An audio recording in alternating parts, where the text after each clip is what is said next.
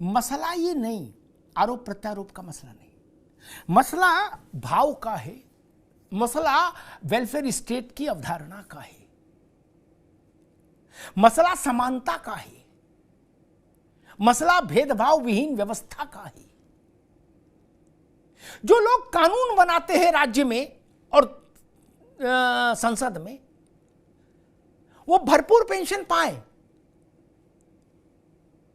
और ननकू का लड़का सिपाही है वो पेंशन नहीं पाएगा। ये अच्छा लगता है क्या राजनीतिक वर्ग को? कोई पार्टी हो, अच्छा लगता है क्या?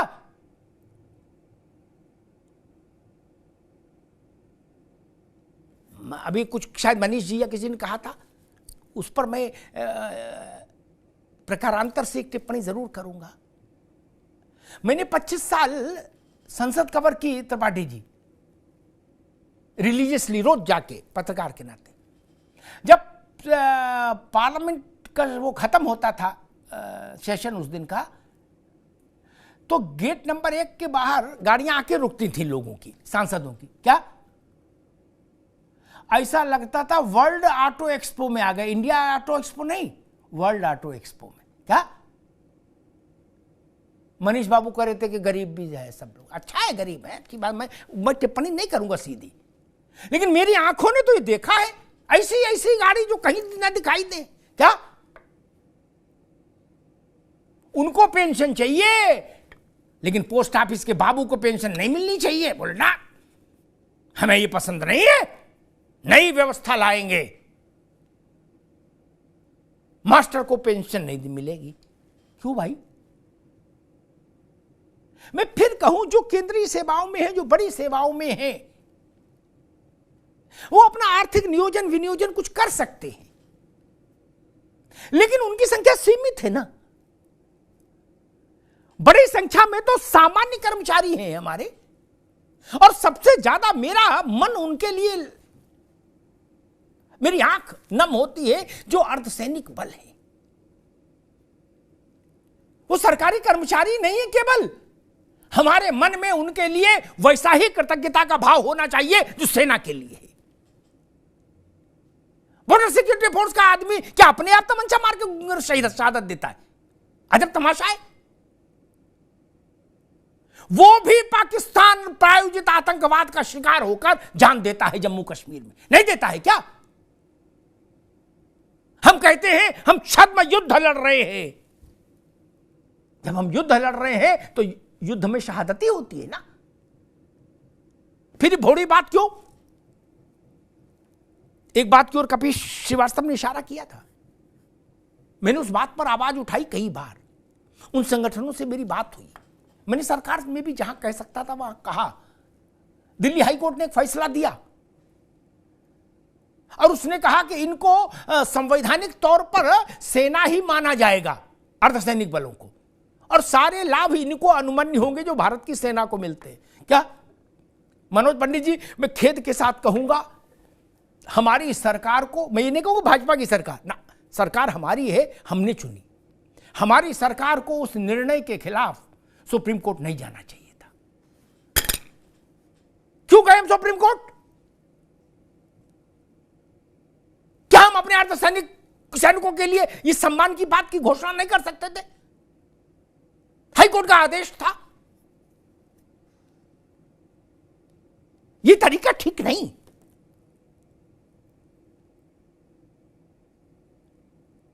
किसी उद्योगपति, मनीष बाबू, किसी उद्योगपति का बेटा, ठीक, किसी नेता का बेटा सीमा पर सुरक्षा करते देखा है क्या देश की? ताबूत में तिरंगे में लिपटा शब्द देखा है क्या उसका? किसी का नहीं देखा होगा। वो भी देश में योगदान दे रहे हैं, लेकिन शहादत नहीं दे रहे। शहादत गरीब का बेटा दे रहा है, जो सेना में है या अर्धसैनिक बल में है। सर्वे करा लीजिए कितने सांसद, विधायकों और मंत्रियों के बच्चे सेना में गए। अरे बड़े पदों पर भी नहीं गए जहां अपेक्षा करता हो, चलो तब भी सुरक्षा है। बॉर्डर सिक्योरिटी फोर्स में भी नहीं गए। उद्योगपतियों के कितने बच्चे हैं? फिक्की से, एसोसिएशन से जरा सर्वे करा लीजिएगा। क्यों?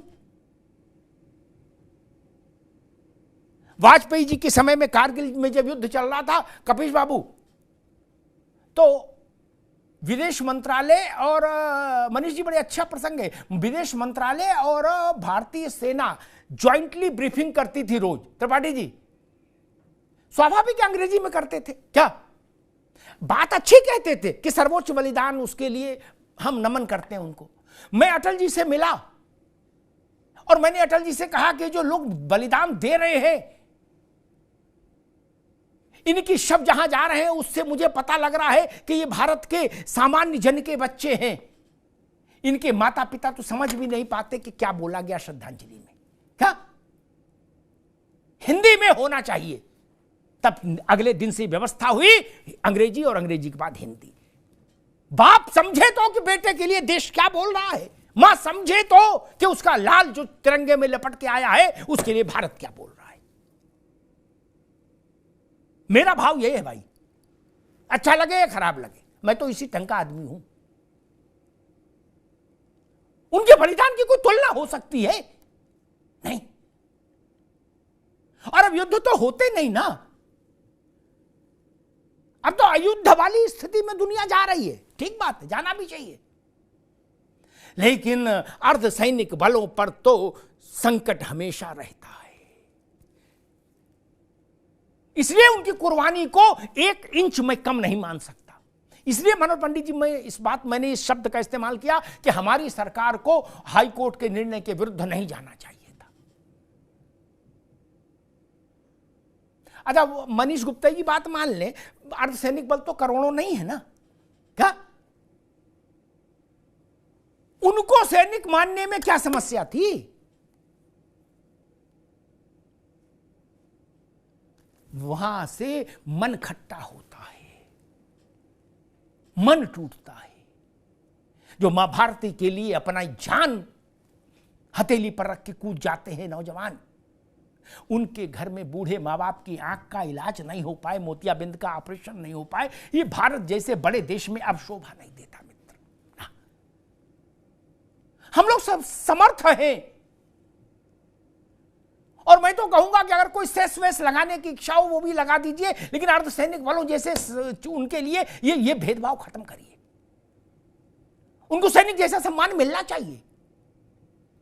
पैसा चाहिए लगाइए और टैक्स लगा दीजिए,